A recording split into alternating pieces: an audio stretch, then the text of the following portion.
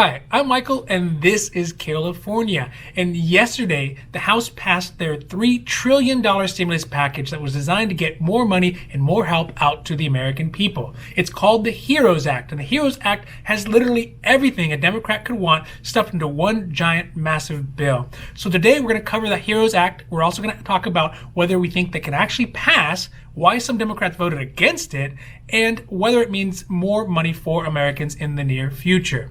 Now, before we do that, if you like this information, you find it interesting, you find it helpful, please don't forget to like and subscribe. That way you can get updates when our newest and most informative videos become available.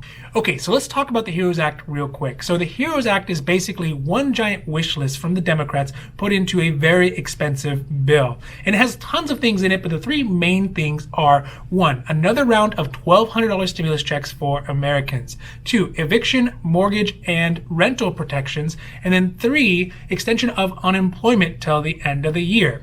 Now, one of the most interesting things about this bill is that it did not pass very well. In fact, it passed by a very small margin. In fact, 14 Democrats voted against it, and it's pretty interesting to think about why. So when you look at those Democrats who voted against it, you can see some of them are in swing states where their constituency is pretty evenly split between Democrats and Republicans. So they thought that this bill went too far. The other side of that is the Democrats who voted no because they didn't think it went far enough. They didn't think it has enough benefits for Americans who need it right now during the pandemic and the lockdown. And of course, this whole bill has been much maligned by Republicans. Now, obviously, the big question is, can it actually pass? I think it can pass. Now, I know the Republicans have said that it is dead on arrival. They don't want to touch it with a 10-foot pole. And for a lot of reasons, mainly the fact that it has money for undocumented folks, it has money for cannabis, and it has an extension of unemployment, which is counterintuitive to their effort to try to get folks back to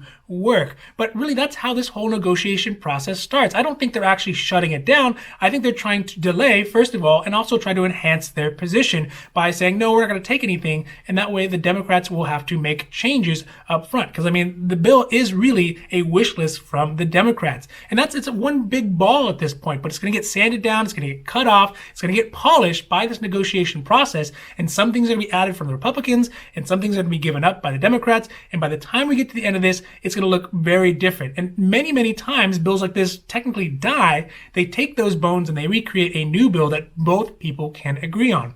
But interestingly enough, I think that if the Republicans can delay, it's really going to improve their position. And I think that's what they're trying to do.